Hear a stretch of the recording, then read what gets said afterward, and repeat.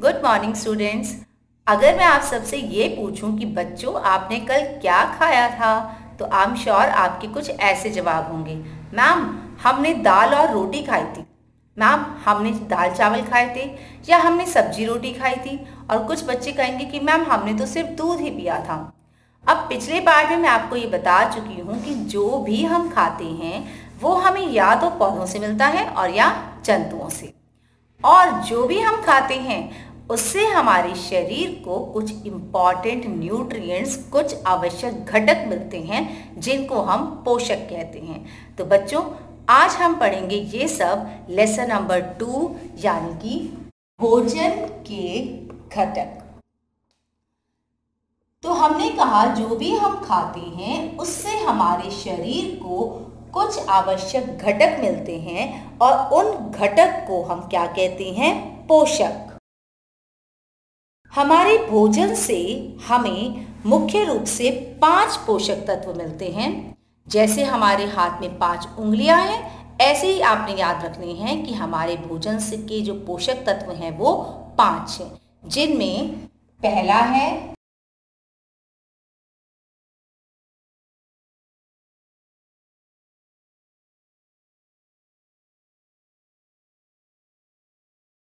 तो पोषक 5 तरह के होते हैं। पहला कार्बोहाइड्रेट, दूसरा वसा, तीसरा प्रोटीन, चौथा विटामिन और 5वां खनिज लवण। आज हम इन सब के बारे में डिटेल में पढ़ेंगे। तो सबसे पहले शुरू करते हैं कार्बोहाइड्रेट से। कार्बोहाइड्रेट हमारे भोजन का एक मुख्य अंग है, क्योंकि सबसे ज़्यादा हम खाते हैं रोटी, चावल, आलू, आम, पपीता, ज्वार, बाजरा। तो जितना भी हमारा अनाज है उन सब में कार्बोहाइड्रेट पाया जाता है। कार्बोहाइड्रेट बहुत इम्पॉर्टेंट है, क्योंकि कार्बोहाइड्रेट से हमें एनर्जी मिलती है, हमें ऊर्जा मिलती है। कार्बोहाइड्रेट्स इसीलिए एनर्जी गिविंग फूड्स भी इनको हम कहते हैं। तो कार्बोहाइड्रेट्स मुख्य रूप से हमें किस किस से मिला?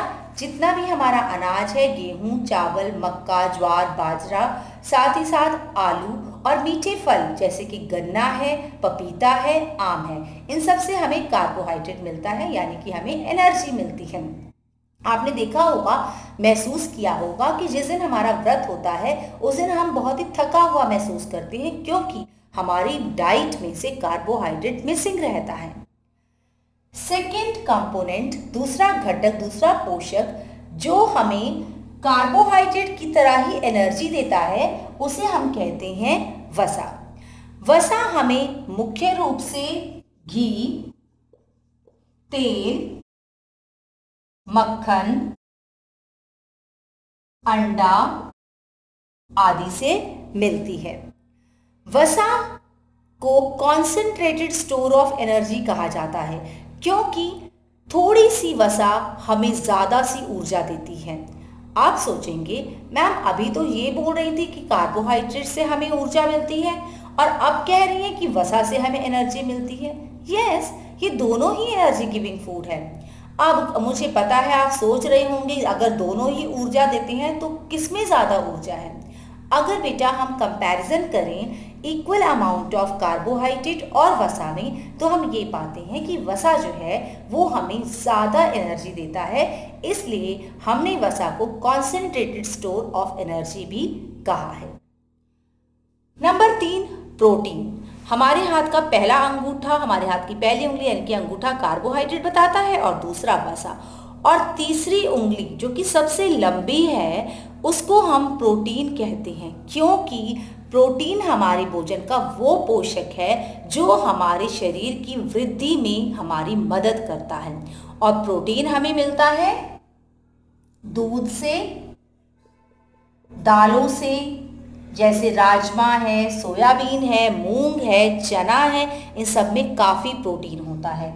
साथ ही साथ अंडा, पनीर और जितने भी हमारे सूखे मेवे हैं जैसे बादाम, इन सब में प्रोटीन पाया जाता है। प्रोटीन हमारे शरीर की वृद्धि के लिए बहुत ही ज़रूरी है।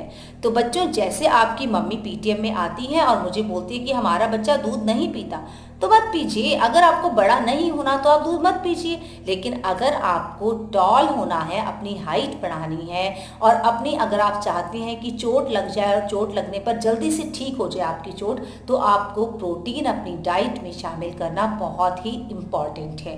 प्रोटीन हमारे शरीर की वृद्धि और अनुरक्षण के लिए आवश्यक है। तो आज के लिए इतना ही। अपनी नेक्स्ट वीडियो में मैं आपको डिस्कस करूंगी विटामिन और खनिज लवण के बारे में। Thank you.